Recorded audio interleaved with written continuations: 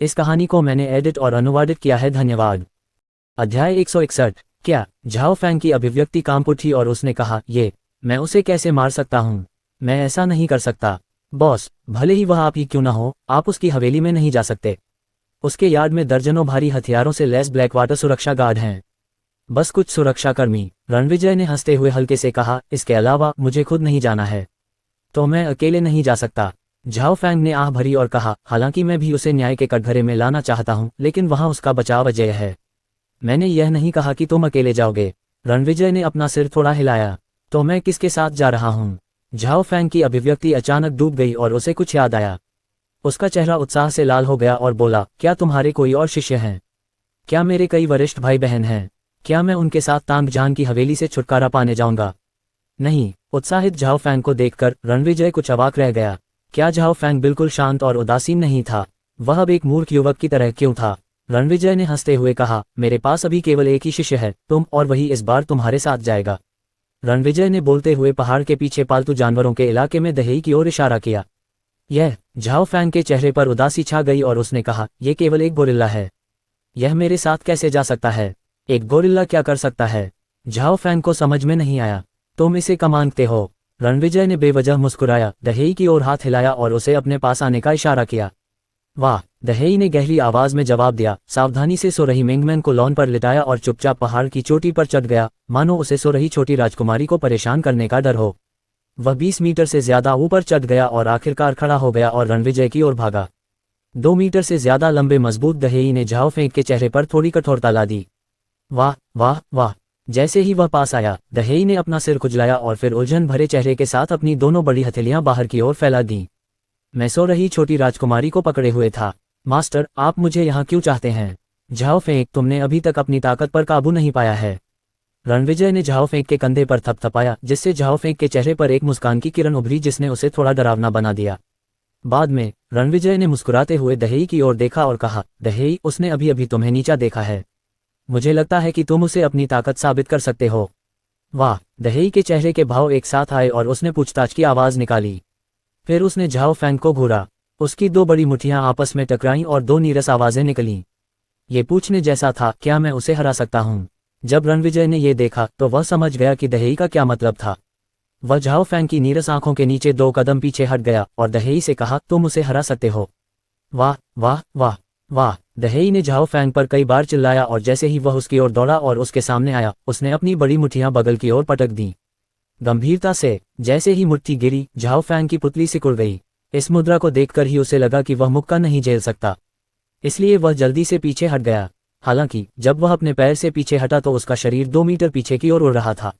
मेरी ताकत! Zhao Fang अकड़ गया क्योंकि उसे उम्मीद नहीं थी कि उसकी ताकत पहले से इतनी ज्यादा मजबूत होगी। जब उसने बल का इस्तेमाल किया तो उसके पूरे शरीर की मांसपेशी सख्त हो गई और झाओ फैंग को इस मांसपेशी से एक विस्फोटक शक्ति महसूस हुई। जब वह सोच रहा था तभी दहेई ने एक और वार किया। झाओ फैंग ने अपना सिर उठाया, अपनी भौहें उठाईं और बहुत आत्मविश्वास से दहेई को अपनी दोनों मुट्ठियों से एक मुक्का मारा। धमाका! एक जोरदार गड़गड़ाहट के साथ आत्मविश्वास से लबरेज झाओ फैंग 1 दर्जन कदम पीछे हट गया, जबकि दहेई स्थिर रहा। वाह वाह वाह वाह! दहेई ने अपना मुंह फुलाया और कई आवाजें निकालीं। इसका मतलब था, ये लड़का पिटाई के लिए काफी प्रतिरोधी लगता है, तो मैं और ताकत लगाऊंगा। झाओ फैंग को इसका मतलब समझ में नहीं आया, लेकिन उसने बहुत गहरी आंखों से दहेई को देखा। उसके मुंह से एक सोची समझी मुस्कान निकली, बहुत शांत आंखों से बोला, हालांकि तुम काफी बड़े हो, लेकिन आज मैं तुम्हें असली लड़ाई के हुनर दिखाऊंगा। शब्दों को खत्म करते हुए झाओ फैंग ने अपना शरीर हिलाया और जल्दी से दहेई की ओर दौड़ा। दहेई उसके शब्दों को स्वाभाविक रूप से समझ सकता था। शब्दों को सुनने के बाद उसने उसे तीखी नजर से देखा। वाह! उसने चीख मारी और झाओ फैंग की छाती पर मुक्का मारा और तेज गति से उसकी ओर भागा। इस बार उसने 30% ताकत का इस्तेमाल किया। बहुत अनाड़ी! तुम्हारा काम बहुत सरल है, इसमें कौशल का नामो निशान ही नहीं है। झाओ फैंग के मुंह पर आत्मविश्वास भरी मुस्कान थी। उसने अपनी बाहें दहेई की मुट्ठी से मिलाने के लिए क्रॉस की। उसने मुट्ठी का विरोध करते हुए अपने पैरों का इस्तेमाल करके उस पर हमला करने की योजना बनाई। वह दहेई को सीरियल मूव्स दिखाना चाहता था। हालांकि धमाका! एक दबी हुई आवाज निकली। झाओ फैंग की तिरस्कार भरी आंखें तुरंत गोल हो गईं। उसकी आत्मविश्वास भरी मुस्कान जम गई, क्योंकि दहेई की मुट्ठी के कारण उसका शरीर सीधे उड़ गया था। झाओ फैंग का शरीर जमीन से 5 मीटर ऊपर था और 10 मीटर से ज्यादा पीछे उड़ गया। प्लॉप! झाओ फैंग का शरीर लॉन पर गिर गया और उस समय वह केवल दहेई के प्रहार से थोड़ा स्तब्ध महसूस कर रहा था। वह कौन सी शक्ति है? झाओ फैंग आश्चर्य से अवाक रह गया। उसने अपना सिर हिलाया और फिर से खड़ा हो गया। इस समय खुद झाओ फैंग को भी एहसास नहीं हुआ कि उसकी एंटी स्ट्राइक क्षमता थोड़ी अविश्वसनीय हो गई थी। अगर उसे पहले दाहेई से ऐसा झटका लगा होता तो वह घायल हो जाता। वाह वाह वाह! दाहेई ने झाओ फैंग पर 2 बार चिल्लाया, अपनी मुट्ठी से कई बार अपनी छाती पीटते हुए। सुस्त आवाज झाओ फैंग को बता रही थी कि उसने अपनी पूरी ताकत का इस्तेमाल नहीं किया है। फिर दाहेई झाओ फैंग की ओर बढ़ा। इस बार झाओ फैंग भी होशियार हो गया। वह जानता था कि वह ताकत में दाहेई का प्रतिद्वंद्वी नहीं था, इसलिए उसने कौशल का इस्तेमाल करना शुरू कर दिया। हालांकि जैसे एक मजबूत आदमी मार्शल आर्ट से 10 आदमियों को हरा सकता है, उसे नहीं पता था कि दाहेई के साथ क्या करना है। दाहेई के शरीर पर मुठ्ठियां मारने से उसे खुजली भी नहीं हुई। हालांकि झाओ फैंग को सिर में पिन एंड सुई चुभने जैसा महसूस हुआ। जब झाओ फैंग ने दाहेई के शरीर पर अपने पैर मारे तो वह बिल्कुल भी नहीं हिला। हालांकि झाओ फैंग का शरीर अपनी ही ताकत से उड़ गया। जब वे लड़ते रहे तो झाओ फैंग का दिल पूरी तरह से शांत हो गया। आखिर यह राक्षस क्या है? उसने रोने की कोशिश की लेकिन आंसू नहीं बहा पाया। अभी अभी वह गोरिल्ला को तुच्छ समझता था, लेकिन कुछ ही मिनटों में उसे शिक्षा मिल गई। इसके अलावा यह एक जबरदस्त और अनूठा प्रशिक्षण था। लगभग 10 मिनट तक लड़ने के बाद झाओ फैंग ने अचानक अपनी शक्ति में बहुत सुधार किया। जैसे जैसे लड़ाई जारी रही, दाहेई बिल्कुल भी थका हुआ नहीं लग रहा था, अभी भी जीवित और स्वस्थ था। अंत में जब झाओ फैंग धीरे धीरे पीछे हट गया तो दाहेई ने झाओ फैंग के टखने को पकड़ लिया। वाह वाह! दाहेई ने चेतावनी भरी आवाज लगाई, झाओ फैंग के पूरे शरीर को पलट दिया और उसे उल्टा कर दिया। नजदीकी जमीन को देखकर झाओ फैंग का चेहरा सख्त हो गया। धमाका! झाओ फैंग चकनाचूर और स्तब्ध था, पूरी तरह से अवाक था, लेकिन ये तो बस शुरुआत थी। यह मानते हुए कि झाओ फैंग को पीटना बहुत मुश्किल है, दाहेई ने इस बार अपनी ताकत नहीं छोड़ी। ये झूल गया, झाओ फैंग को मुर्गे की तरह घुमाया और उसे जमीन पर पटक दिया। दाहेई ने झाओ फैंग को लगातार 1 दर्जन वार किए। आहम, रुको, मैं आत्मसमर्पण करता हूँ, मैं आत्मसमर्पण करता हूँ, फिर से मत तोड़ना! उद्धरण चिन्ह। वाह! दाहेई ने झाओ फैंग को अपने बाएं हाथ से उठाया, उसकी बातें सुनकर तिरस्कार भरी आवाज में मुस्कुराया। फिर उसने अपना दाहिना हाथ झाओ फैंग की ओर बढ़ाया। जब झाओ फैंग को लगा कि वह उसे फिर से हरा देगा, उसने देखा कि दाहेई की दाहिनी मुट्ठी की बीच वाली उंगली अचानक खड़ी हो गई। ये व्यंग्य और अवमानना का एक बहुत ही सामान्य इशारा था। ये दृश्य देखकर झाओ फैंग की अभिव्यक्ति तुरंत कठोर हो गई। रणविजय की आंखें भी घबराहट से भरी थीं। उसे उम्मीद नहीं थी कि दाहेई इतनी फैशनेबल होगी। बीच वाली उंगली दिखाने का मतलब कौन जानता है। साथ ही उसे संदेह था कि क्या दाहेई और एरहेई को सामान्य समय पर फिल्में देखने देना सही विकल्प था। वाह वाह वाह! अचानक दाहेई ने अपनी हरकतें बदली, लिटिल हेई से थोड़ी दूर पीछे देखा और 2 बार पुकारा, वो। लिटिल हेई को पता लग गया कि दाहेई का क्या मतलब है और उसने 2 बार जवाब दिया। फिर झाओ फैंग और रणविजय के सामने दाहेई ने झाओ फैंग को डिस्कस की तरह ऊपर उठाया और लिटिल हेई पर अपना शरीर फेंक दिया। झाओ फैंग को केवल अपने शरीर को आकाश में उड़ता हुआ महसूस हुआ। अचानक उसने महसूस किया कि उसके नुकीले दांत उसकी कमरबंद को काट रहे थे। ये लिटिल हेई था जो उछल पड़ा। उसने अपने मुंह से झाओ फैंग को पकड़ लिया। जब वह उतरा तो उसने झाओ फैंग को फिर से पीछे फेंक दिया। रेत की थैली की तरह खेला जा रहा है। झाओ फैंग की गरिमा को 10,000 बार ठेस पहुंची। अभी वह शक्ति वृद्धि के आनंद में डूबा हुआ था।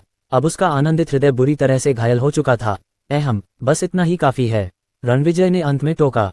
वह बस चाहता था कि झाओ फैंग उसकी अचानक बढ़ी हुई शक्ति पर नियंत्रण कर ले।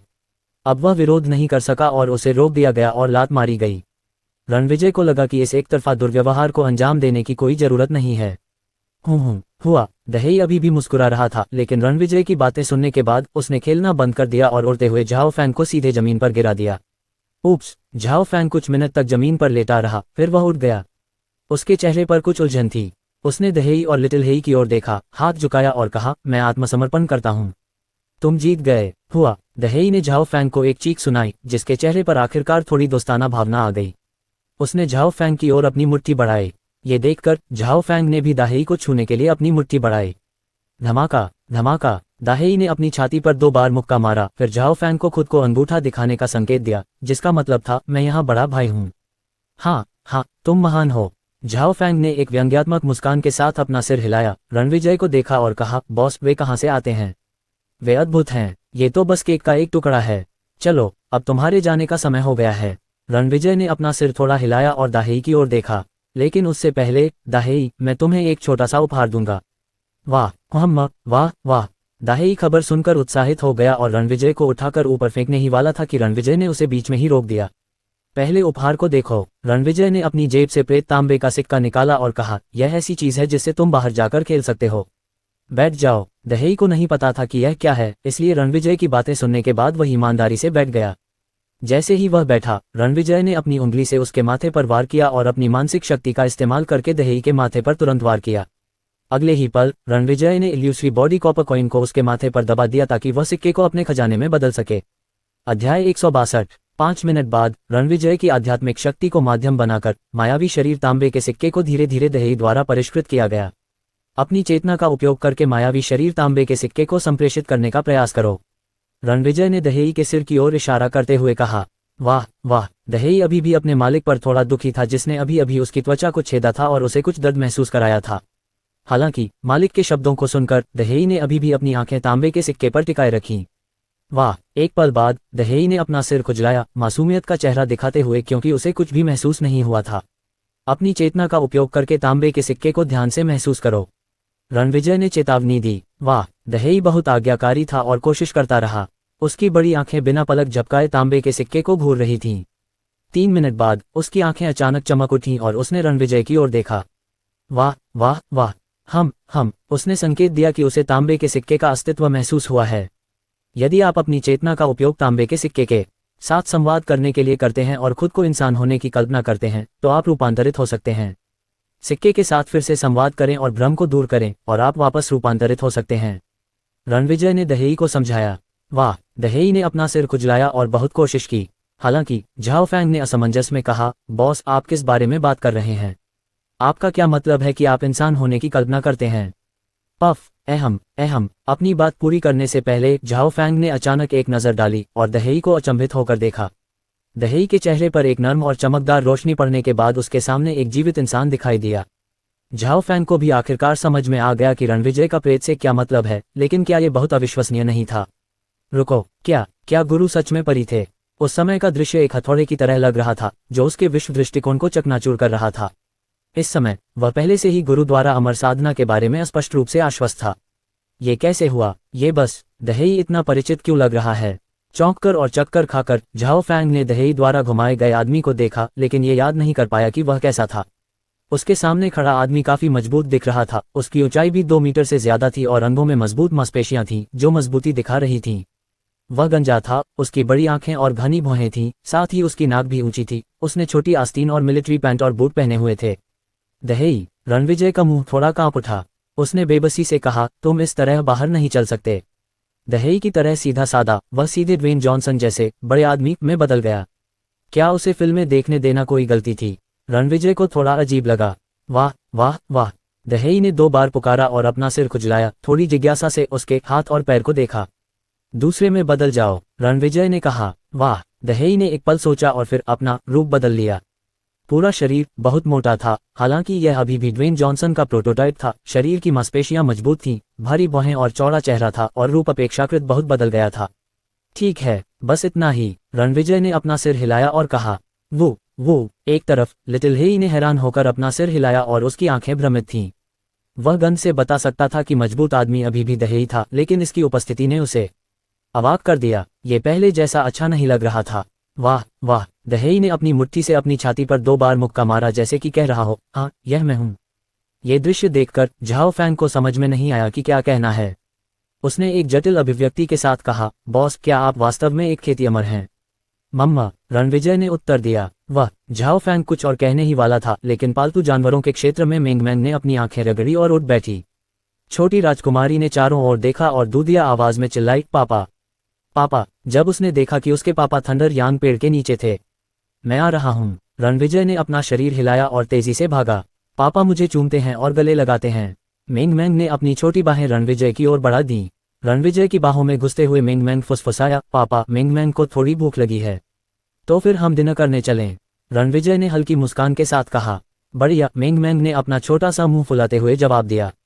फिर रणविजय मेंगमैन को अपनी बाहों में लेकर पहाड़ के सामने चला गया और थंडर यांग के पेड़ के पास पहुंचा। छोटी राजकुमारी ने अपनी बड़ी चमकीली आंखों से इधर उधर देखा और आखिरकार रूपांतरित दहेई पर उतरी। पापा, बिग यीहेई कहाँ है? बिग यीहेई चला गया है। ये बड़ा बड़ा भाई कौन है? मेंगमैन ने अपनी दूधिया आवाज में पूछा। ये सुनकर दहेई ने रणविजय के जवाब देने से पहले अपनी छाती पर हथेली से दस्तक दी। वाह वाह वाह।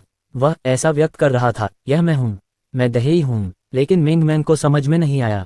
दहेई की हरकत देखकर मिंगमेंग ने अपना छोटा सा चेहरा सिकोड़ लिया और रणविजय के कान में फुसफुसाया, पापा उसने खुद को क्यों पीटा? हाँ, रणविजय मुस्कुराया और बोला, क्योंकि वह दहेई है। ओह, मिंगमेंग ठिठक गई और फिर धीरे से खर्राटे लेते हुए थोड़े असंतुष्ट स्वर में बोली, वह दहेई कैसे हो सकता है? बड़ा हेहेई एक चिंपांजी है। पापा, आपने बच्चों से झूठ बोला। पापा ने आपसे झूठ नहीं बोला। यह इसलिए बदल गया क्योंकि पापा ने एक जादू का खेल दिखाया। रणविजय ने अपना हाथ आगे बढ़ाया और मिंगमेंग की छोटी नाक को धीरे से मुंडा दिया। अच्छा, जादू? मिंगमेंग ने कुछ संदेह के साथ पूछा। हाँ, बॉस ने एक जादू का खेल दिखाया, इसलिए दहेई इस तरह का आदमी बन गया। झाओ फैंग ने कहा। सच में? मिंगमेंग की बड़ी आंखें चमक उठीं। उसने रणविजय की ओर देखा और उत्सुक स्वर में कहा, मैं भी बदलना चाहती हूँ। पापा मिंगमेंग के लिए जादू करते हैं। मिंगमेंग भी जादू करना चाहती है। इस जादू का इस्तेमाल फिलहाल एक बार ही किया जा सकता है। पापा द्वारा मिंगमेंग के लिए जादू करने से पहले कुछ दिन इंतजार करने के बारे में क्या ख्याल है? रणविजय की अभिव्यक्ति रुक गई। रणविजय को लगा कि पहले इल्यूसरी बॉडी कॉपर कॉइन बेकार था, इसलिए उसने उसे एक तरफ रख दिया। अब उसे लगा कि उसे इसे पहले मिंगमेंग को खेलने के लिए दे देना चाहिए था। ठीक है, मिंगमेंग ने धीरे से उत्तर दिया। चलो पहले रेस्टोरेंट में वापस चलते हैं और तुम्हारी चाची के साथ खाना खाते हैं। चाची यहाँ हैं। तो चलो चाची को मेरे साथ खेलने के लिए ढूंढते हैं। बात करते हुए रणविजय और मिंगमेंग पहाड़ से नीचे आए और पांडा कार पर चढ़ गए। हालांकि दहेई एक मानव शरीर में बदल गया था, लेकिन उसका मूल शरीर अभी भी इतना बड़ा था कि उसे इस छोटी कार में सिकुड़ने में बहुत असहजता महसूस हुई। जब वह पिछली सीट पर बैठा तो कार कई बार हिली, जिससे उसके वजन का स्पष्ट पता चला। बॉस, मुझे ड्राइव करने दो, झाओ फैंग ने कहा। रणविजय ने सिर हिलाया, उसे कार की चाबी दी और मिंगमेंग को अपनी बाहों में लेकर सहचालक पर बैठ गया। वो जैसे ही वे जाने वाले थे, जंगल के किनारे पर लिटिल हेई ने अचानक चीख मारी। वह थोड़ा उदास और खोया हुआ लग रहा था क्योंकि वह भी उनके साथ जाना चाहता था। उसकी आंखों को देखने के बाद रणविजय ने उसे इशारा किया और कार पर चढ़ने के लिए कहा। ओ, लिटिल हेई तुरंत उत्साहित हो गया। वह हिल गया और जल्दी से भाग गया। दहेई ने जब उसके लिए कार का दरवाजा खोला तो वह तुरंत दहेई की तरफ कूद गया, बैठ गया और अपने चेहरे पर एक प्यारी सी अभिव्यक्ति के साथ रणविजय को देखने लगा। छोटी हेई, अगर तुम उनके साथ जाना चाहती हो तो सावधान रहना और लापरवाही मत करना। रणविजय ने चेतावनी दी। उसे झाओ फैंग की चिंता नहीं थी, जो कई सालों तक विशेष बलों में रहने के बाद स्वाभाविक रूप से खुद की रक्षा करना जानता था। हालांकि छोटी हेई के लिए रणविजय की नज़र में उसका शरीर काफी कमजोर था और गोलियों के सामने वह घायल हो जाएगा। दहेई के लिए, अगर दहेई पर गोलियों की बौछार हो गई, रणविजय ने अपने चेहरे पर एक हल्की सी मुस्कान के साथ सोचा। जब तक वह स्थिर नहीं खड़ा रहता और लोगों को कुछ देर तक गोली चलाने नहीं देता, तब तक भारी हथियारों से लैस सुरक्षा गार्ड उसे ज्यादा परेशान नहीं करेंगे। जब वे वापस रेस्तरां में गए तो दरवाजे के सामने खून, शीशे और अंदर की मेज और कुर्सियां सभी को नए से बदल दिया गया था, सिवाय इसके कि पियानो शाम तक नहीं पहुंचाया गया था। रणविजय ने अपनी गीली बीएस स्पोर्ट्स कार को रेस्टोरेंट के सामने रोका। वह मिंगमेंग को अपनी बाहों में लेकर कार से उतरा। जैसे ही वह झाओ फैंग से बात करने वाला था, 3 लोग दूसरी तरफ से तेजी से आए। नमस्ते मिस्टर मेहरा, मैं शी हूँ, डोंग तियानपेंग के अधीनस्थों में से एक। मैं ये हान के अधीन जियांग सॉन्ग हूँ। मैं जिया शानहाओ के अधीन शाओकुन हूँ। तीनों ने एक के बाद एक रणविजय का अभिवादन किया। ओह नमस्ते। मिंगमेंग ने अपना छोटा सा हाथ उनकी ओर हिलाया। क्या चल रहा है? रणविजय ने उन्हें हल्के से देखा। वह शी यून ने हिचकिचाते हुए कहा, हम जानते हैं कि सुबह जो कुछ हुआ उसके कारण मी मेहरा निश्चित रूप से तांग जहान के साथ हिसाब चुकता करेंगे। बड़े भाई डोंग ने मुझे मी मेहरा से कहने के लिए कहा कि यदि आप आगे बढ़ना चाहते हैं तो हम पूरी तरह से समर्थन करेंगे। बड़े भाई मेहरा, हमारे बड़े भाई ये ने कहा कि जब तक मी मेहरा बोलते रहेंगे हम लोग आदमी और बंदूकें मुहैया कराएंगे। बड़े भाई जिया की इच्छा है कि मी मेहरा और हम तीनों अच्छी तरह से चर्चा करें और एक ठोस और विशिष्ट योजना बनाएं। ओह, रणविजय ने हल्के से उत्तर दिया, अगर मैं कुछ करना चाहता हूं तो मुझे दूसरों की मदद की आवश्यकता कब होगी? हमारा मतलब यह नहीं था। शी यून की आंखें चमक उठीं और उसने जल्दी से कहा, हमारा मतलब है यदि मी मेहरा को मदद की आवश्यकता होगी तो हम निश्चित रूप से मदद करेंगे। पूरे सम्मान के साथ मी मेहरा। ये हान का अधीनस्थ सीधा था। उसने सीधे कहा, तांग जहान आखिरकार कोई आसान लक्ष्य नहीं है। श्री मेहरा अकेले उसे हरा नहीं सकते। मुझे ऐसा लगता है, जिया शानहाओ के अधीनस्थ ने कहा। श्री मेहरा, जैसा कि आप जानते हैं कि सुबह क्या हुआ, अगर उनका मुख्य लक्ष्य झाओ फैंग नहीं बल्कि आप हैं तो वे रेस्तरां में घुस जाएंगे और परिणाम अकल्पनीय होंगे। हालांकि आपके पास बेहतरीन मार्शल कौशल हैं, लेकिन आपकी बेटी नहीं है। चुप रहो। अचानक कार के अंदर से एक ठंडी चीख आई। तीनों लोगों ने एक साथ ध्वनि स्रोत को देखा। जब उन्होंने ड्राइवर सीट से आदमी को नीचे आते देखा तो उनकी आंखें धीरे धीरे चौड़ी हो गईं और आश्चर्य से भर गईं। क्या झाओ फैंग? ये कैसे संभव है? झाओ फैंग, क्या आप नहीं थे? तीनों के चेहरे बहुत बदल गए क्योंकि उन्हें उम्मीद नहीं थी कि उनके सामने एक जीवित झाओ फैंग होगा। हा, झाओ फैंग ने व्यंग्य किया, यहाँ मगरमच्छ के आंसू मत बहाओ। मेरे मालिक को किसी मदद की जरूरत नहीं है। ठीक है, रणविजय ने झाओ फैंग से कहा, तांग जान को नीचे गिराने के बाद माउंट न्यू मून पर मुझसे मिलो। जरूर, झाओ फैंग ने सिर हिलाया और कार में वापस आ गया। फिर रणविजय ने मेंगमैन को अपनी बाहों में पकड़ लिया और रेस्तरां की ओर बढ़ गया। कुछ कदम बाद उसने अपना चेहरा थोड़ा घुमाया और अपने पीछे खड़े 3 लोगों से कहा, मैं तुम्हें चेतावनी देता हूं कि अगर कुछ नहीं हुआ तो मेरे सामने मत आना। वापस जाओ और अपने मालिकों से कहो कि वे मुझे परेशान न करें, अन्यथा मुझे तुम्हारी शक्तियों को एक साथ गायब करने में कोई आपत्ति नहीं है। ऐसा लगता है कि ये लोग मदद करने आए थे, लेकिन वास्तव में वे अभी भी उसका इस्तेमाल करना चाहते थे। रणविजय इस बारे में बिल्कुल स्पष्ट था, इसलिए उसने तीनों को अनदेखा कर दिया और मेंगमैन को अपनी बाहों में लेकर सीधे रेस्तरां में चला गया। तीनों अभी भी सदमे में थे। उन्होंने एक दूसरे को देखा और जल्दी से अलग अलग दिशाओं की ओर वापस चले गए। उसी समय उन्होंने अपने मोबाइल फोन निकाले और अपने बॉस का नंबर डायल किया और इसी तरह के शब्द कहे, झाओ फैंग मरा नहीं है और वह श्री मेहरा के आदेश के तहत तांग जान को खोजने गया था। जब ये खबर वापस आई तो इसने वास्तव में कई लोगों को चौंका दिया। इस बीच उन्होंने सभी को तांग जान की हवेली के पास की स्थिति का निरीक्षण करने का आदेश जारी किया। तो आज दोपहर तांग जान की हवेली व्यस्त लग रही थी, लेकिन इस समय हवेली वास्तव में बहुत जीवंत थी। इस आयोजन की सफलता का जश्न मनाने के लिए चीयर्स। भोजन कक्ष में तांग जान अपने 1 दर्जन आदमियों के साथ हंसा। लेंग फैंग के अलावा सभी के साथ एक खूबसूरत युवती भी थी, जिसने सेक्सी कपड़े पहने हुए थे और इस उत्सव के खाने में पुरुषों को ड्रिंक पिला रही थी। जैसे ही तांग जान ने अपनी बात खत्म की, सभी ने अपने गिलास उठाए और एक बार पी लिया। अध्याय 163। घर की सफाई बहुत सफल रही है। 1 दर्जन से ज्यादा देशद्रोही मारे गए। दूसरी सेनाएं और पुलिस व्यस्त हो सकती है। एक गंजा आदमी जोर से हंसा। यही तो हम चाहते हैं, लेंग फैंग ने हल्की मुस्कान के साथ कहा। इस अराजक समय में आपको जल्दी से इस सामान को संभाल लेना चाहिए। तांग जान ने सिर हिलाया और कुछ कहने ही वाला था कि अचानक बाहर से एक आदमी तेजी से दौड़ता हुआ आया। उसके चेहरे के भाव कुछ हद तक घबराए हुए थे। तुम बेचैन क्यों हो रहे हो? 40 के आसपास के एक आदमी ने भौहें सिकुड़ी और डांटा। जो आदमी भागकर अंदर आ रहा था वह सिर्फ उसका अधीनस्थ था। वह अपने ही आदमी के इतने अधीर होने से नाखुश था। हालांकि उस आदमी ने अपने बड़े भाई की बात को नजरअंदाज करते हुए सीधे तांग जान की ओर देखा और जल्दी से कहा, लॉर्ड तांग, कुछ हुआ है? क्या हुआ? तांग जान की भौहें थोड़ी सिकुड़ गईं।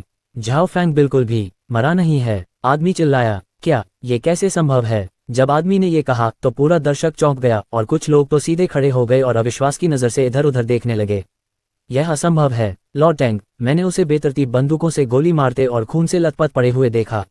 इतनी सारी गोलियों के बाद वह मर चुका होगा। गंजे आदमी ने गहरी आवाज में कहा। क्या हो रहा है? इसे स्पष्ट करो। लेंग फैंग खड़ा हो गया। उसका सामान्य रूप से शांत चेहरा पहली बार बदला। उसने अपनी भौं सिकुड़ी और उसकी आंखें कुछ अकल्पनीय लग रही थीं। साथ ही वह सोच रहा था कि यह कोई जाल था या नहीं। मैंने ये हान के आदमियों से यह सीखा। ये निश्चित रूप से सच है। ये हान के अलावा जिया शानहाओ और डोंग तियानपिंग के लोग भी इस खबर को जानते हैं। उन्हें लगा कि रेस्तरां का मालिक लॉर्ड टैंग पर हमला करेगा ताकि आग में घी डाला जा सके। हालांकि उन्होंने एक जीवित झाओ फैंग को देखा जो अब यहाँ गाड़ी चला रहा है। उसने रेस्तरां के मालिक के आदेशों को सुना और इस जगह को कुचलने का इरादा किया। आदमी ने जल्दी से बात कह दी। इन शब्दों के बाद घर में सन्नाटा छा गया। हा। अचानक टैंग जान खड़ा हुआ और एक व्यंग्यात्मक लहजे में बोला, इससे कोई फर्क नहीं पड़ता कि खबर सच है या नहीं, और इससे कोई फर्क नहीं पड़ता कि झाओ फैंग के साथ क्या गलत है। अगर वह मरा नहीं है तो चलो उसे फिर से मार देते हैं। लॉर्ड टैंग सही कह रहे हैं। लेंग फैंग वापस बैठ गया और बोला, अगर वह मरा नहीं है तो उसे फिर से मार दो। ये सिर्फ झाओ फैंग है, इतना हंगामा करने की कोई जरूरत नहीं है। गंजे आदमी ने व्यंग्य किया। हो सकता है कि उसने पहले बुलेटप्रूफ जैकेट पहनी हो। खून शायद किसी मामूली चोट से निकला हो। हालांकि अगर वह मरा नहीं है और हमारे पास आने की हिम्मत करता है तो शायद वह वाकई मरना चाहता हो। उस समय लोगों के चेहरे शांत हो गए थे। वे अभी चौंक गए थे क्योंकि उन्हें उम्मीद नहीं थी कि झाओ फैंग जिंदा होगा, जो मनोवैज्ञानिक विरोधाभास का झटका था। हालांकि जब उन्होंने अपना संयम संभाला तो वे फिर से शांत दिखे। चूंकि वह मरना चाहता है तो हम मुसीबत से बच सकते हैं। पीले बालों वाले 20 के दशक के अंत में एक आदमी ने तिरस्कारपूर्वक कहा, लॉर्ड टैंग, मैं झाओ फैंग को मार दूं। मुझे जाने दो। लानत है, मैं उस छोटे से बदमाश से लंबे समय से असंतुष्ट हूं। तुम सही हो, वह हमेशा उदासीन दिखता है, जैसे कि वह बहुत अच्छा है या कुछ और। कमीने, मैं उसे मार डालूं लॉर्ड टैंग। उद्धरण चिन्ह ... उद्धरण चिन्ह। इस समय कई लोग स्वेच्छा से आगे आने लगे, जैसे कि वे झाओ फैंग को गंभीरता से नहीं लेते। वे सभी जानते थे कि वे अकेले में झाओ फैंग से मुकाबला नहीं कर रहे थे। हालांकि ये टैंग जान की हवेली थी और बाहर दर्जनों ब्लैक वाटर सुरक्षा गार्ड कुछ ऐसे थे जिन्हें ध्यान में रखना चाहिए था। वे सभी जानते थे कि जब तक वे कुछ ब्लैक वाटर सुरक्षा गार्डों को साथ ले लेंगे, झाओ फैंग को हराना आसान होगा। इसके अलावा इस समय बढ़त लेना भी एक बड़ी उपलब्धि थी। वह, क्या आप उस रेस्तरां के मालिक को भूल गए जिसके पास भयानक शक्ति है? किसी ने अचानक याद दिलाया। इस वाक्य ने उन लोगों को तुरंत चुप करा दिया जिन्होंने स्वेच्छा से आगे आने का फैसला किया था। उन्हें शायद अभी भी निगरानी स्क्रीन पर वह दृश्य याद होगा। एक व्यक्ति ने अकेले ही एक नाइट क्लब को तबाह कर दिया था। वर्तमान में वे उसकी ताकत और क्रूरता का मुकाबला नहीं कर सकते। क्या वह भी व्यक्तिगत रूप से आ रहा है? उनमें से एक ने थोड़ा शर्मिंदा होकर कहा। उसने ये शब्द कहने से पहले ही झाओ फैंग को मारने की पेशकश की थी। क्यों, क्या तुम डरे हुए हो? तांग जान ने तिरस्कार में मुस्कुराते हुए कहा, क्या तुम्हें लगता है कि बाहर के सुरक्षा गार्ड सजावट के सामान हैं? क्या तुम्हें एक छोटे से रेस्तरां के मालिक को गिराने की उनकी क्षमता पर संदेह है? नहीं नहीं, छोटा मालिक बस थोड़ा ज्यादा शक्तिशाली व्यक्ति है। हमें अचानक ये खबर सुनकर बस थोड़ा आश्चर्य हुआ। कोई भी बकवास मालिक ब्लैक वाटर के सुरक्षा गार्डों की तुलना नहीं कर सकता। अगर मालिक आने की हिम्मत करता है तो मैं वादा करता हूं कि वह बदसूरत तरीके से मरेगा। उद्धरण चिन्ह। दर्शकों ने चर्चा शुरू कर दी। हालांकि उन्होंने तांग जान के बगल में लेंग फैंग को नहीं देखा। लेंग फैंग की आंखें थोड़ी चमक उठीं। आप सभी मेरी शैली जानते हैं। तांग जान ने अपनी मुस्कान को कुछ भारीपन से बदल दिया। जो लोग अच्छा काम करेंगे मैं उन्हें रुतबा, पैसा और खूबसूरत औरत दूंगा। लेकिन जो मेरे खिलाफ खड़े होंगे, चाहे वो कोई भी हो, मैं उन्हें मार दूंगा। क्या तुम्हें लगता है कि मेरे लिए सिर्फ उस रेस्टोरेंट को बर्बाद कर देना ही काफ़ी है? अभी तो बस शुरुआत है और फिर मैं उसे बर्बाद हुए परिवार का स्वाद चखा दूंगा। ये सुनकर कई लोगों की सांसें थम सी गईं। चूंकि टैंग जान ने ये शब्द कहे थे, इसलिए यह पक्का था कि रेस्टोरेंट मालिक बर्बाद होने वाला था। इसके अलावा टैंग जान के शब्द ऐसे लग रहे थे जैसे वो मालिक की बेटी को मुद्दा बना देगा। आमतौर पर भूमिगत बलों की एक सीमा होती है जो परिवारों के लिए नहीं होती, लेकिन टैंग जान, वह वाकई बहुत क्रूर था। उसी समय टैंग जान की हवेली से कुछ ही दूरी पर एक जगह पर 4 सुपर स्पोर्ट्स कारें बहुत तेजी से आ रही थीं। रुकने के बाद 8 आदमी कारों से नीचे उतरे। स्क्रीन लगाओ, क्रूकट मैन ने आदेश दिया। जब उन्होंने कारों की डिक्की से 4 रिमोट कंट्रोल वाले विमान निकाले तो उनके पीछे कई लोगों ने सिर हिलाया। विमान में सिंक्रोनाइजेशन लेंस था। स्विच चालू किया और दूसरे छोर से विमान का दृश्य एक साथ देखा जा सकता था। चारों लोगों ने रिमोट कंट्रोल वाले विमान को हवा में उठाया और उसे चुपचाप तैरते हुए तांग जान की हवेली के आसपास उड़ा दिया। क्रूकट मैन और कई अन्य दूरबीन पकड़े हुए थे और दूर से हवेली की दिशा देख रहे थे। बड़े भाई, स्क्रीन तैयार है। एक अच्छी दिशा मिलने के बाद उनमें से एक ने कहा। मम्मा, क्रूकट मैन ने सिर हिलाया, अपना मोबाइल फोन निकाला, वीचैट पर अपने बड़े भाई का नंबर ढूंढा और एक वॉइस मैसेज भेजा। बड़े भाई, हम यहाँ तैयार हैं। फिर उसने दूरबीन से तांग जान की हवेली के आसपास के दृश्य को देखा।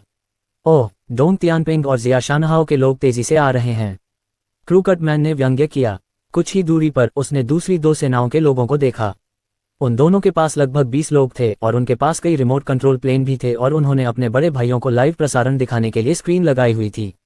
कोई भी इसे मिस नहीं करना चाहता। जब से तांग जान यहाँ बसा है, किसी ने भी इस आलीशान निवास पर विचार करने की हिम्मत नहीं की। झाओ फैंग पहला व्यक्ति था।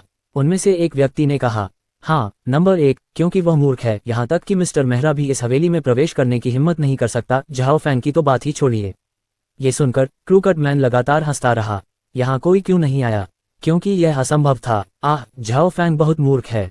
मेहरा ने उसे तांग जान के पास आने को कहा और वह बस चला आया। क्या वह वाकई मरना चाहता है? ये बिल्कुल हास्यास्पद है। वह बॉस भी मूर्ख है। वह जानता है कि वह कमजोर है और हमारे साथ सहयोग नहीं करता।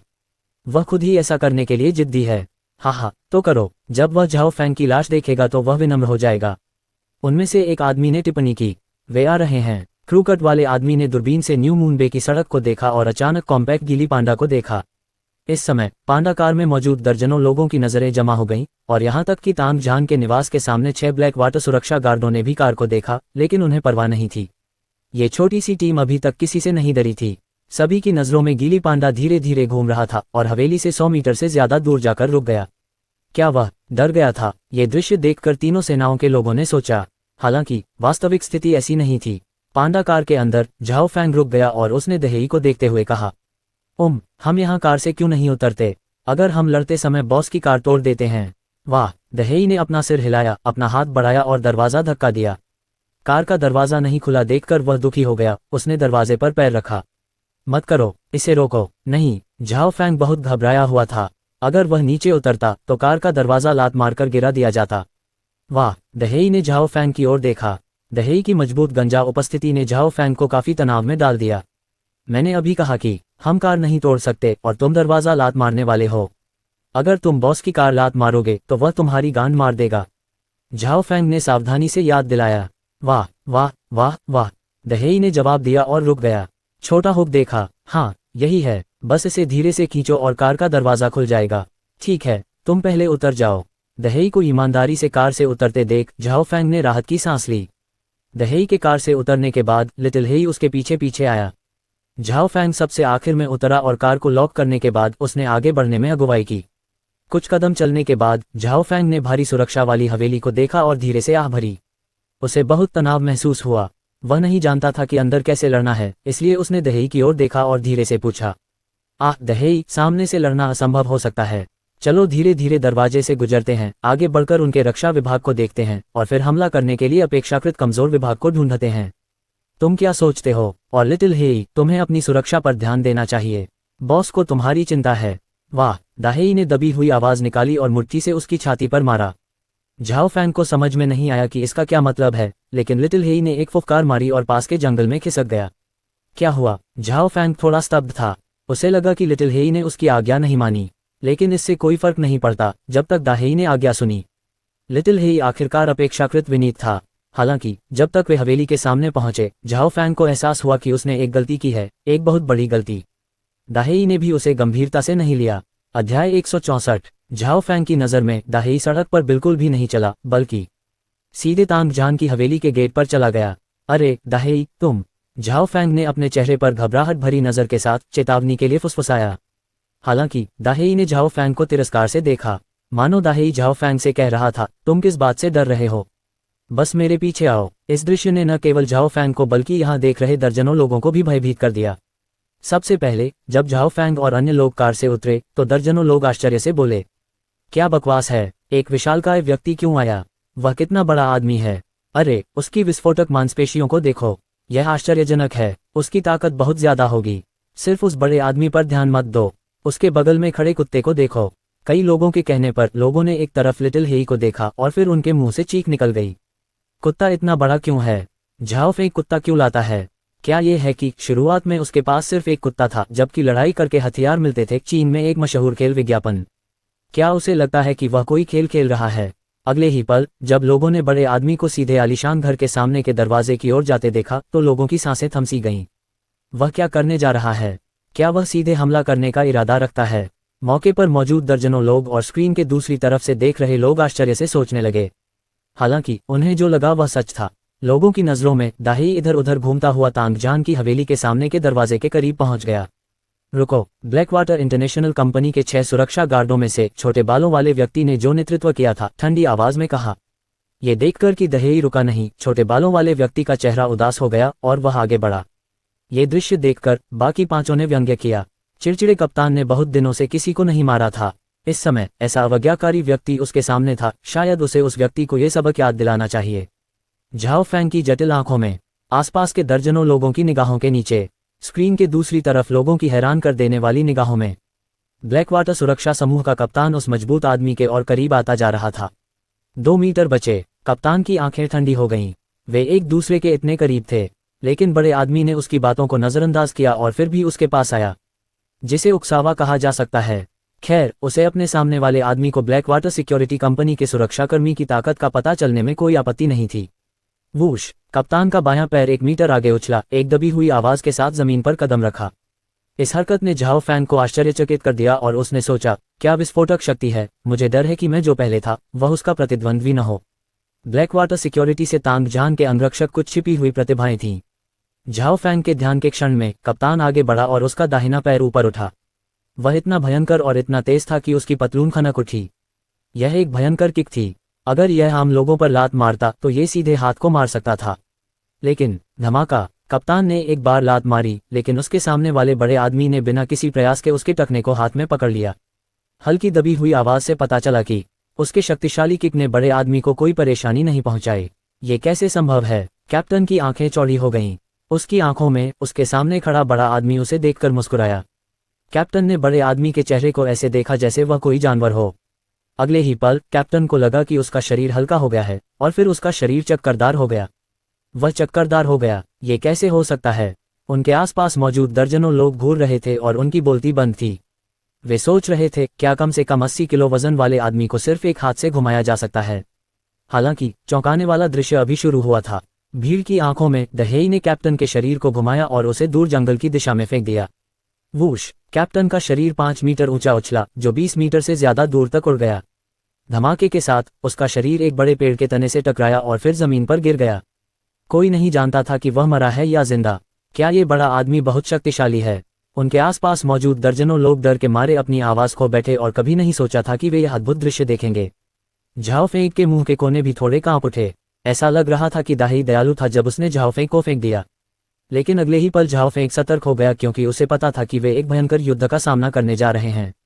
दुश्मन का हमला। दरवाजे के सामने 5 अन्य सुरक्षा गार्ड चौंक गए और जल्दी से वॉकी टॉकी उठाकर चिल्लाने लगे। उन्होंने अपने सामने दाही को सावधानी से देखा और धीरे धीरे अर्ध घेरे हुए स्वरूप में आगे बढ़े। संघर्ष। उसी समय उन्होंने अपने पैरों से एक 1 फुट लंबा चाकू निकाला। वाह! दहेई ने उन पर चिल्लाया और आगे की ओर दौड़ा।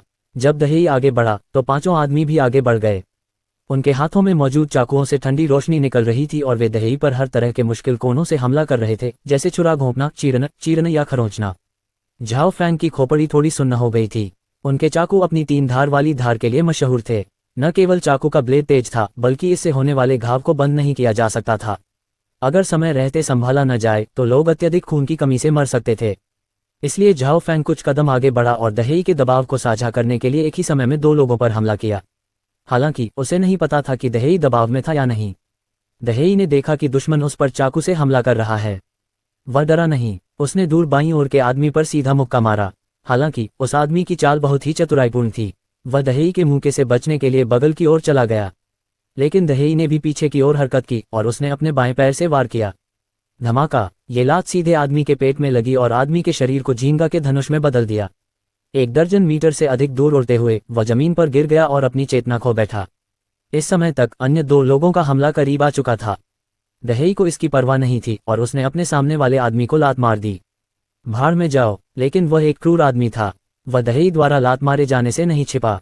वह दहेई की मौत के बदले खुद को चोट पहुंचाना चाहता था।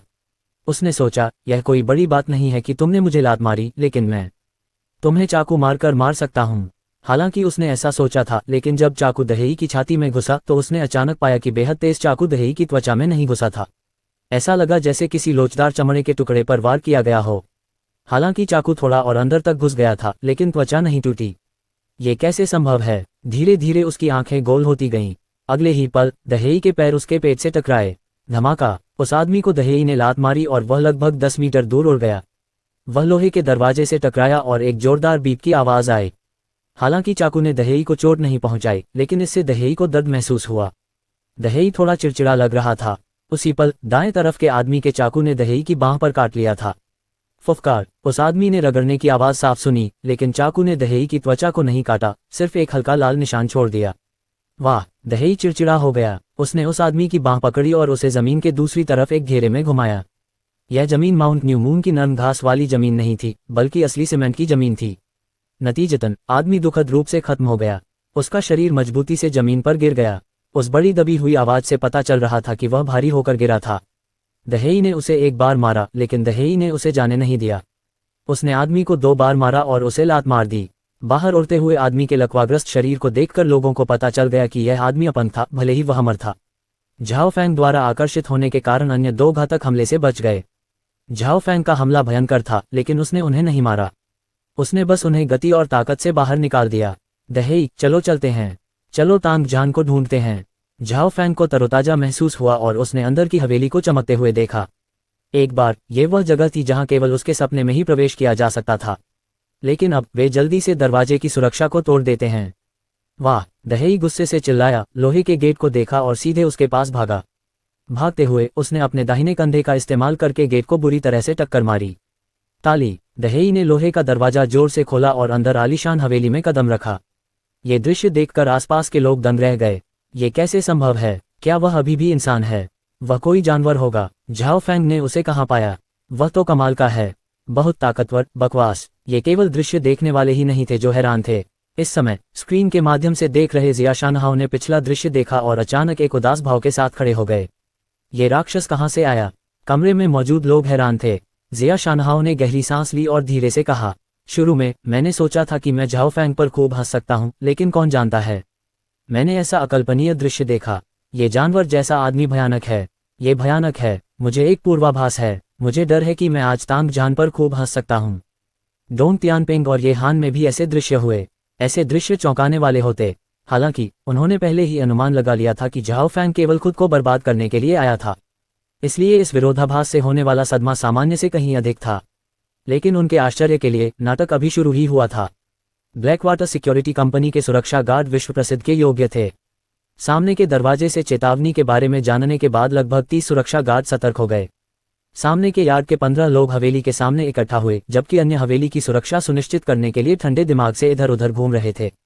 दरवाजे के सामने का दृश्य बस एक पल में हुआ। दाहेई और झाओ फैंग जल्दी से मुख्य घर की ओर भागे। 15 सुरक्षा गार्ड 50 मीटर तक भागने तक किसी भी तरफ नहीं पहुंचे। इस बार नजदीकी लड़ाई से लड़ने के बजाय सुरक्षा गार्डों ने सीधे अपनी कमर से पिस्तौल निकाल ली। छिप जाओ, जल्दी से छिप जाओ। झाओ फैंग का चेहरा बदल गया और वह अगली कार के पीछे छिप गया। जल्दी से दहेई को पुकारा, लेकिन दहेई ने उसकी बात नहीं सुनी। दहेई ने दोनों तरफ के सुरक्षा समूहों को देखा और दहाड़ लगाए। आग! सुरक्षा समूहों में से एक ने चिल्लाया। अगले ही पल बहुत तेज गोली चलने की आवाज आई।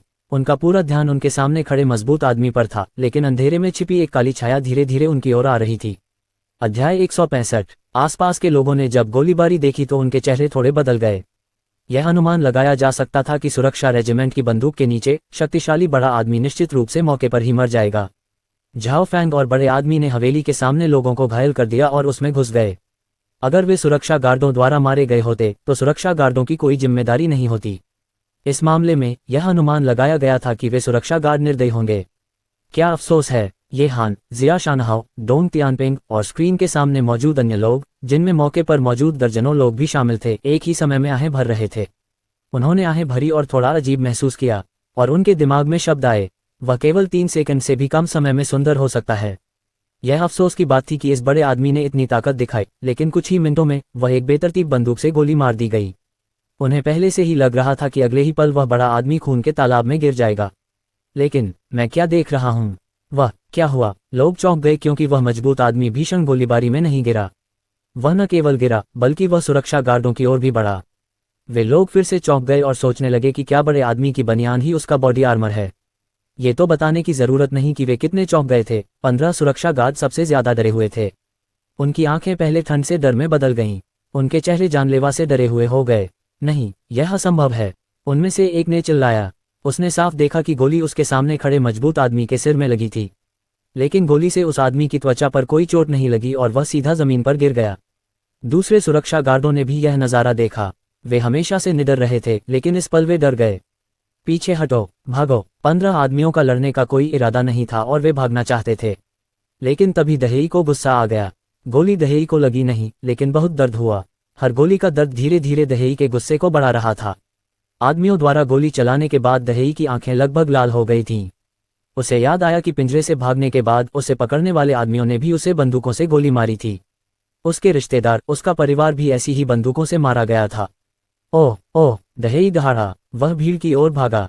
इस समय तक भीड़ पीछे की ओर भाग चुकी थी, लेकिन सबसे तेज दौड़ने वाला सबसे तेजी से गिरा। जैसे ही सबसे तेज दौड़ने वाला आदमी 2 कदम आगे बढ़ा, होली के पेड़ के किनारे से एक छाया बहुत तेजी से निकली।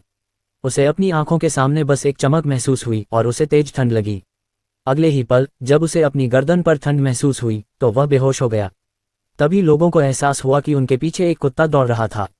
एक कुत्ते में इतनी भयंकर लड़ने की शक्ति कैसे हो सकती है? घबराहट में लिटिल हेई के करीब 3 लोगों ने अपने चाकू निकाले और लिटिल हेई पर हमला करने की कोशिश की। हालांकि लिटिल हेई बिजली की तरह आगे बढ़ रहा था और फिसल रहा था। उसकी गति अद्भुत थी। यह ब्लैक वाटर का सुरक्षा समूह गड़बड़ा गया था। उस पल दहेई फिर से दौड़ा। दहेई की मुट्ठियों और पैरों के साथ शेष 14 लोगों में से आधे एक पल में गिर गए। शैतान, ये शैतान है, भागो भागो भागो। आमतौर पर वे ऐसे लोग थे जो हर पल खतरे के साथ जीवन जीते थे, लेकिन इस पल उनके पास लड़ने का कोई विचार नहीं था। ऐसा नहीं था कि उनके पास पेशेवर नैतिकता नहीं थी। वे सुरक्षा सलाहकार थे, बलि का बकरा नहीं। जब उन्हें एहसास हुआ कि वे हरा नहीं सकते तो उन्होंने अपने नियोक्ताओं के साथ युद्ध के मैदान से भागने का फैसला किया। ये दृश्य देखने वालों को हैरान कर गया। उन लोगों को लगा कि एक तरफा स्थिति होगी, लेकिन पराजित पक्ष तांग जहान था जिसे वे विजेता मानते थे। इस बीच हवेली के भोजन कक्ष में शुरू में लोग अभी भी शराब पी रहे थे और जश्न मना रहे थे। अचानक उन्हें गोलियों की आवाज सुनाई दी और सभी की हरकतें रुक गईं। गोली? क्या झाओ फैंग आया? गंजा आदमी हैरान था, उसकी हिम्मत कैसे हुई? क्या वह कोर्ट डेट के लिए आया है? वह इतना मूर्ख नहीं हो सकता है न? लोगों को कुछ शब्दों पर संदेह था, लेकिन आवाज ने वहां मौजूद खूबसूरत लड़कियों को घबरा दिया। लड़कियां वे लोगों के साथ शराब पी सकती थीं और बिस्तर पर अपने जीवन आदर्शों के बारे में बात कर सकती थीं, जबकि गोली की आवाज उन्हें बहुत डरा सकती थी। तुम बाहर जाओ और देखो, तांग जहान ने भौहें सिकुड़ी और गंजे आदमी से कहा। तांग जहान दुखी महसूस कर रहा था, उसे शराब पार्टी के बीच में बाधा डालना पसंद नहीं था। आज झाओ फैंग ने उसे 2 बार परेशान किया। हाँ, गंजे आदमी ने सिर हिलाया, अपना गिलास नीचे रखा और बाहर चला गया। वह लिविंग रूम में आया और जैसे ही वह दरवाजे पर आया, दरवाजा अचानक खुल गया। आउच! गंजा आदमी चौंक गया। जब उसने देखा कि वे लोग ब्लैक वाटर के सुरक्षा गार्ड थे तो उसे राहत मिली। बाहर क्या हो रहा है? उसने पूछा। जाओ जाओ जाओ, भागो! वे 5 आदमी जल्दी से डाइनिंग रूम की ओर भागे और उनमें से केवल एक ने उस पर चिल्लाया, तुम क्यों भाग रहे हो? गंजे लोगों ने बहुत ज्यादा शराब पी रखी थी और उनके दिमाग में उलझन थी। उन्हें नहीं पता था कि वे लोग क्यों भाग रहे थे। उत्सुकता से उन्होंने दरवाजा खोला और बाहर देखा। उनकी नज़र एक व्यक्ति पर पड़ी जो उनके पास आ रहा था। धमाका! वह व्यक्ति उन्हें टक्कर मारकर 3 मीटर दूर फेंक दिया और वहीं गिर गया। वह चक्कर खाकर खड़ा हो गया और जैसे ही उसने दरवाजे से बाहर देखा, उसकी आंखें चौड़ी हो गईं। उसने बाहर के दरवाजे के किनारे कई सुरक्षा गार्ड देखे। उन सभी ने बंदूकें लीं और सामने खड़े एक मजबूत आदमी पर गोली चलाई, लेकिन ऐसा लग रहा था कि इतनी भीषण गोली भी उस आदमी को घायल नहीं कर सकती। क्या? गंजा आदमी कांप उठा और तुरंत होश में आया, सिर हिलाया और भाग गया। जैसे ही वह डाइनिंग रूम के दरवाजे पर पहुंचा, उसने अंदर का गंदा नजारा देखा। 5 सुरक्षा गार्डों ने तांग जहान को उत्सुकता से देखा और उसे जल्दी से वापस जाने के लिए कहा, लेकिन तांग जहान ने उसकी बात नहीं सुनी। इसके बजाय वह उदास चेहरे के साथ उठा और गुस्से से भरी आवाज में बोला, बकवास! मेरे साथ आओ और देखो। उसके बाद वह डाइनिंग रूम से बाहर निकल गया। इस समय उसके दिल में जो गुस्सा था उसे दबाया नहीं जा सका। वहां मौजूद सभी लोग उठकर उसके पीछे हो लिए। डाइनिंग रूम से बाहर निकलते ही लेंग फैंग चुपचाप पीछे हट गया। उसने तांग जहान की अन्य 2 सैन्य टुकड़ियों को पकड़ लिया और तांग जहान की पीठ पर गहरी नजर डाली। वहां से 3 धीरे धीरे पीछे हट गए। क्रोधित तांग जहान ने यह नहीं देखा। जब वह अपने लोगों को दरवाजे पर ले गया तो उसने एक ऐसा दृश्य देखा जिसने उसके चेहरे को बदल दिया। दरवाजे के सामने 6 सुरक्षा गार्डों को एक मजबूत आदमी ने अपनी मुट्ठी और पैरों से नीचे गिरा दिया, यह नहीं जानते हुए कि वे जीवित हैं या मर गए। Zhao Fang! तांग जहान ने झाओ फैंग को दहेई के पीछे से उपहास करते हुए देखा और वह गुस्से से चिल्लाया, ओह ओह! लेकिन अगले ही पल दहेई दहाड़ता हुआ दरवाजे की ओर भागा। मेरे लिए उसे मार डालो, तांग जहान ने ठंडे स्वर में कहा। उसके आदमियों को पता नहीं था कि क्या हुआ। तांग जहान के निर्देश सुनने के बाद वे तुरंत दौड़े और परिणामस्वरूप वे बुरी तरह घायल हो गए। पुण्य प्राप्त करने के लिए सबसे तेज दौड़ने वाले कई लोगों को दहेई ने पीटा। इससे उनके पीछे के समूह की गति अचानक रुक गई, जो जल्दी से पीछे हट गए और तेजी से हॉल में वापस आ गए। धमाका धमाका धमाका! ओह! दहेई ने अपनी मुट्ठी से खुद को छाती पर मुक्का मारा, फिर से तांग जहान पर चिल्लाया और फिर वह दरवाजे की ओर भागा। भागो! किसी ने चिल्लाया। भीड़ अचानक अराजक हो गई। इस बीच तांग जहान थोड़ा घबराया हुआ था। उसने उसकी तरफ देखा और पाया कि लेंग फैंग, जो आमतौर पर उसके करीब रहता था, कहीं नहीं दिख रहा था। घृणास्पद आदमी! तांग जहान ने अपने दांत काटे, जल्दी से अपनी आंखें घुमाईं और आखिरकार अपने अध्ययन कक्ष में चला गया। अफरा तफरी में उसके कई आदमी तांग जहान का पीछा करते रहे, लेकिन जब वे अध्ययन कक्ष में पहुंचे तो तांग जहान ने दरवाजा खोला और खुद अंदर भाग गया। उसके एक आदमी ने उसका पीछा करने की कोशिश की, लेकिन तांग जहान ने उसे लात मारकर बाहर निकाल दिया और कहा, यहां से निकल जाओ। लात मारने के बाद उसने दरवाजा बंद कर दिया और उसे अंदर से बंद कर दिया। फिर उसने जल्दी से गुप्त कमरा खोला, उसमें घुसा, दरवाजा बंद किया और छिप गया। ये कक्ष मिश्र धातु से बना था और पूरे हवेली में सबसे अधिक सुरक्षा कारक था। तांग जहान की उंगलियों के निशान और पुतलियों के बिना कोई और दरवाजा नहीं खोल सकता था। तांग जहान यहाँ आकर राहत महसूस कर रहा था। तभी उसे एहसास हुआ कि वह पसीने से तरबतर हो गया है। होह! बकवास! झाओ फैंग को सहायक कहाँ मिला? क्या बकवास है? जब ये समय खत्म हो जाएगा तो मुझे तुम्हें अपने नंगे हाथों से मार डालना चाहिए, तांग जहान ने दांत पीसते हुए डांटा। दरवाजे के सामने लिटिल हेई ने देखा कि दाहेई और झाओ फैंग तेजी से अंदर आ रहे हैं और उनका पीछा करने के बजाय वह हवेली के चारों ओर घूमकर उसकी रखवाली करने लगा। जब वह डाइनिंग रूम की तरफ था और उसने कम कपड़ों में महिलाओं को खिड़की से बाहर कूदते देखा तो वह वहां के करीब चला गया। जब उन्होंने लिटिल हेई को देखा तो 6 महिलाएं खिड़की से बाहर कूद गईं और चीखने लगीं। उनमें से एक ने तो चिल्लाते हुए कहा, आओ मत, वो आओ मत। वो लिटिल हेई को उनमें कोई दिलचस्पी नहीं थी और उसने अपना सिर हिलाकर उन्हें जल्दी से बाहर आने के लिए कहा। कुछ सेकंड बाद लिटिल हेई को हिलते हुए न देखकर उन्होंने राहत की सांस ली और तेजी से बाहर कूद गए। इस समय उन्होंने सोचा कि लिटिल हेई किसी को चोट नहीं पहुंचाएगा, लेकिन वे गलत थे। अगले ही पल कमरे के दूसरी तरफ की खिड़की खुली और गंजा आदमी नीचे कूद गया। उस पर लिटिल हेई बिजली की तरह ऊपर चला गया। उसने अपना मुंह चौड़ा किया और अपने नुकीले दांतों से गंजे आदमी को काटकर मार डाला। कई महिलाएं चीखने लगीं और भाग गईं। इस समय तक दहेई और झाओ फैंग ने हॉल में 8 लोगों को संभाल लिया था, लेकिन उन्हें कोई भी खड़ा हुआ आदमी दिखाई नहीं दिया। पूरी हवेली में सन्नाटा छा गया। मेरे साथ आओ। झाओ फैंग ने अपनी आंखें सिकोड़ लीं और दहेई को तांग जहान के अध्ययन कक्ष में ले गया। वे अध्ययन कक्ष के दरवाजे पर पहुंचे। झाओ फैंग ने दरवाजा बंद किया, लेकिन दरवाजा नहीं खुला। जैसे ही झाओ फैंग ने दरवाजे को लात मारना चाहा, दहेई का पैर उस पर पड़ गया। धमाका! एक धीमी आवाज आई और ठोस लकड़ी का दरवाजा लात से कुचल गया। यहां तक कि तांग जहान ने भी आवाज को धीरे से सुना। क्या वे आ रहे हैं? तांग जहान के चेहरे पर कुछ गंभीर भाव थे।